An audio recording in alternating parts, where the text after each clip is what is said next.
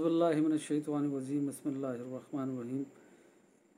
या अल्लाह करीम आप नवाजेंगे तो अर्ज़ कर सकूँगा आपने सिर्फ नूर और सिर्फ तलीम से मदद फरमाई है। अल्लाह ताला का इरशाद है सूरत स्वाफ़ात आयत नंबर 158 से 160, और उन लोगों ने अल्लाह और जिन्नात के दरमियान नस्बी कराबत करार दी, हालांकि जिन्नात को इल्म है कि वो ज़रूर अज़ाब पर पेश किए जाएंगे। अल्लाह उन तमाम अयूब से पाक है जो ये बयान करते हैं, माँ सिवाय अल्लाह के मुखलिस बंदों के उनको अज़ाब नहीं होगा। सूरत स्वाफ़ात 158 से 160 का तर्जमा। और अब इसकी तफसीर। अल्लाह और जिन्नात के दरमियान नस्बी कराबत के मुद्दईयान के महामिल कुफ़ार ने कहा था कि अल्लाह और जिन्नात के दरमियान नस्बी कराबत है। और नस्बी कराबत क्या है, इसमें हस्ब ज़ैल अक़वाल हैं। नंबर 1, अक्सर मुफस्सरीन ने कहा है कि मुशरिकीन ने यह कहा कि फ़रिश्ते अल्लाह की बेटियां हैं, और इस तरह उन्होंने अल्लाह ताला और फ़रिश्तों के दरमियान नस्बी रिश्ता कायम कर दिया। और फ़रिश्ते भी जिन्नात हैं, क्योंकि जिन का मायनी है मस्तूर और मख्फी होना, और अल्लाह और फ़रिश्तों के दरमियान नस्बी रिश्ता कहना दरअसल अल्लाह और जिन्नात के दरमियान नस्बी रिश्ता कहना है। लेकिन इस पर यह इश्काल है कि अल्लाह ताला ने इस कौल का पहले कौल पर अतफ़ किया है, और अतफ़ तगायर को चाहता है। और इसका मानी यह है कि बाज़ मुशरिकीन ये कहते थे कि फ़रिश्ते अल्लाह की बेटी हैं, और बाज़ मुशरिकीन अल्लाह ताला और जिन्नात के दरमियान नस्बी कराबत की तोहमत लगाते थे। आम तौर पर कुछ लफ्ज़ जो होते हैं, जैसे जिन्नात का लफ्ज़ जो होता है, इसका मानी होता है गायब।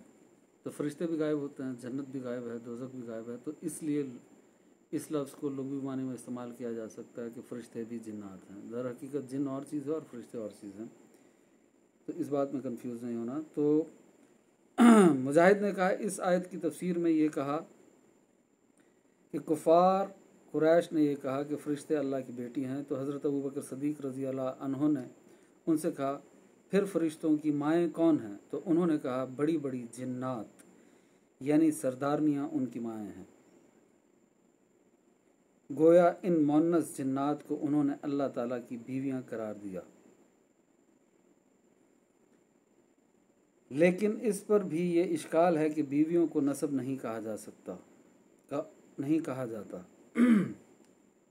उनका फ़रिश्ते जो हैं, अल्लाह ने बड़ी बड़ी जिन औरतों से शादी कर ली, और अल्लाह ने उनको सरदार बना दिया, सरदारनियाँ बना दिया, और उनसे फिर फ़रिश्ते पैदा हुए। नंबर 3, कतादा ने कहा, यहूद ये कहते थे कि अल्लाह तबारक व तआला ने जिन्नात से निकाह किया, और इन जिन्नात से फ़रिश्ते पैदा हुए। और इस पर भी यही एतराज़ है कि बीवियों को नसब नहीं कहा जाता। और नंबर 4, हज़रत इब्न अब्बास रज़ियल्लाहु अन्हुमा ने फरमाया, अल्लाह के दुश्मन ये कहते थे कि अल्लाह ताला और इब्लीस दोनों नस्बन भाई हैं। उनका ये 2 भाई हैं, अल्लाह और जो शैतान है, इब्लीस है, ये दोनों आपस में भाई हैं। इन दोनों की आपस में लड़ाई हो गई, तो ये दोनों दर हकीकत भाई हैं। तो ये भी एक वसवसा था। और अल्लाह ताला और इब्लीस दोनों नस्बन भाई हैं। अल्लाह ताला खैर करीम है और सिर्फ खैर के काम करता है, और इब्लीस शर खसीस है, वो सिर्फ बुरे काम करता है। जिसे मजूसी यज़्ज़ां और अहरमन कहते हैं। यानी मजूसियों का यही माना है कि 2 खुदा हैं, एक नेकी का काम करता है, एक बुराई का काम करता है। तो यज़्ज़ां जो है, और यज़्ज़ां और अहरमन जो है, ये उन 2 खुदाओं के नाम हैं, वो कहते हैं।